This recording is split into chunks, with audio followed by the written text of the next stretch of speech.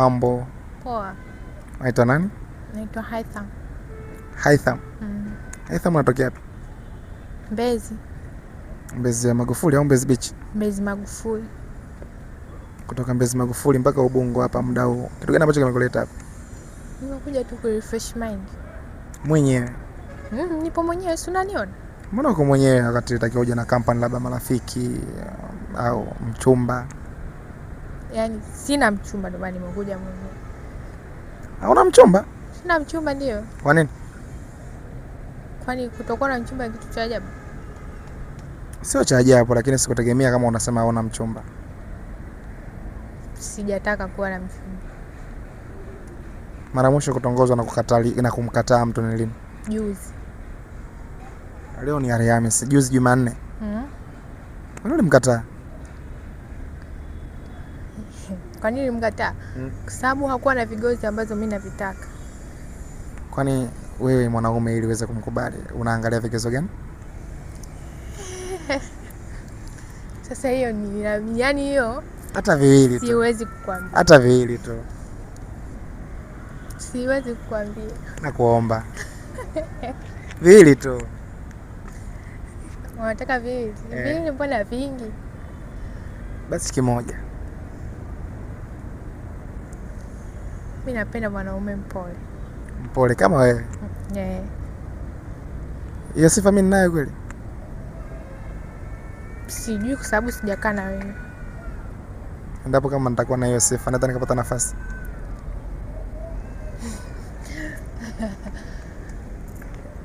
Inaweza ikawa bahati yako. Kweli eh? Kwa hiyo nikiwa mpole hata kama sina pesa, fresh tunaishi. Ukinipenda. Nini ambacho unatumia kujua kwamba huyu mwanaume ananipenda? Ambacho natumia? Yaani unatumia kigezo gani kujua kama huyu mwanaume ananipenda? Si wewe jinsi alivyo tu na mimi yani vile. Lazima nijue. Muda gani ukikaa kwenye mahusiano unaweza kaanza kumwamini mwanaume? Hata mwezi mmoja tu. Mwezi mmoja? Kwa mwezi utakuwa ushaenda kwake mara ngapi? Sijaenda kwake.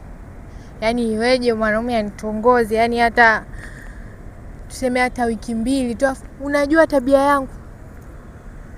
Kwa hiyo wewe ili uende kwa mwanaume nyumbani kwake au kukutane naye, inabidi ukae naye muda gani? Cha kwanza, inabidi kwanza tuchukue tahadhari. Tahadhari gani hiyo? Kwa sababu mimi simjui alipotoka, alikuwa na mtu mwenye ugonjwa au sio ugonjwa, inabidi tuende hospitali kupima. Mara mwisho kupima ulikuwa lini? Mwezi wa kwanza tarehe 14. Kwa hiyo mwezi wa kwanza umepima na ulikuwa upo na mtu, afu mwezi wa 4 hauna mtu. Nilikuwa sina mtu. Ila nilienda kucheki afya yangu. Sababu wanaume hamuaminiki. Unaweza ukasema upo na mimi lakini una mtu mwingine. Okay. Kwa hiyo kichofanya ukapime baada ya kuachana na mtu, ukaona ngoja nikajitafute mwenyewe afya yangu. Ndio. Hongera sana. Asante. Ushaje kumshauri rafiki yako yote kwenda kupima naye na mkaenda wote? Yupo ndio. Mkaenda wote? Mliporudi ilikuwaje? Ilikuwa tu kawaida, hamna mtu ambaye alikuwa na ugonjwa, ila rafiki yangu alikuwa na mimba. Kwa bila wewe kwenda kupima naye asingejua kama ana mimba. Tunaenda kucheki vipimo vyote, ukimwi nini, magonjwa yote. Ila yeye akajua ana mimba. Unaogopa kupata mimba? Kwa nini niogope? Labda umri bado. Hapana. Hauogopi? Upo tayari kuitwa mama? Ndio. Kweli? Ndio. Upo tayari kupata mtoto kabla hujaolewa? Kabla sijaolewa? Yaani inabidi niolewe kwanza ndio nipate mtoto. Yaani yule mwanaume ambaye ni na malengo naye ndio inabidi nipate naye mtoto. Sio mwanaume anatoka huko sijui kesho tumeachana afuta niwe na mimba yake, hapana. Ukitokea sasa hivi ukapata mimba, unafanya kitu gani? Na wewe utaki kupata mtoto mpaka uolewe. Nitafanyaje? Si itakuwa mipango ya Mungu.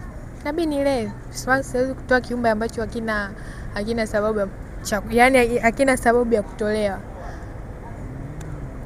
Hebu wageni na mmoja watu ambao wadada ambao wana umri kama kwako, halafu wanafanya utoaji wa mimba. Ni hatari kwa afya yao. Na italeta madhara makubwa kwenye maeneo ya uzazi. Hapo unaongea kama daktari sasa. Hamna. Hamna. Kiasi kikubwa cha fedha ambacho mwanaume wako ambao ushaikuwa naye alikupatia ilikuwa ni kiasi gani?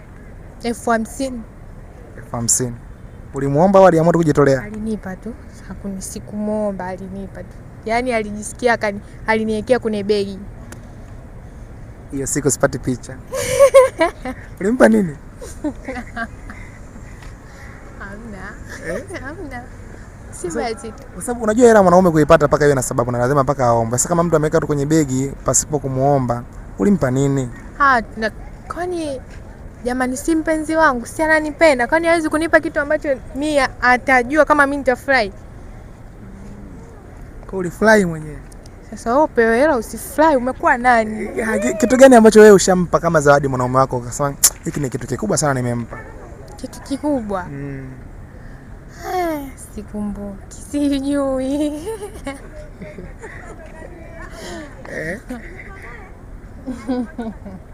Sijui kwa. Nakuuliza swali la mtego. Sasa hivi hapa ikitokea ukaambiwa Aitham, kila ex wako mpigie simu akutumie shilingi 10,000. Utakuwa na shilingi ngapi? Nitakuwa na shilingi 10,000. Kila mmoja akutumia 10,000. Afu wote 40 tu. Kwa umepita na wanaume 4. 4 tu. Kweli? Ndio ndo ambaye amenitoa wa kwanza, ndo ambaye amenitoa bikira yangu, kaachana naye, ndo hivyo. Mpaka sasa hivi unaniona nipo hivi. Kuna ex yote ambao unawasiliana naye mpaka sasa hizi? Hapana. Hata story? Na hata namba zao si. Kweli? Serious. Mwaka gani unatamani uje kuolewa?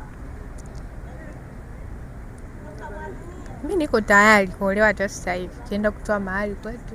Mahali yako kiasi gani? Hasa hiyo ni siri yangu na mume wangu. Sasa nataka ujue yani. Inawezekana hii video ndo unapata mume hapa. Kiasi gani? Niambie tu. Akija kwangu mimi ndo. Yaani akija kwangu mimi.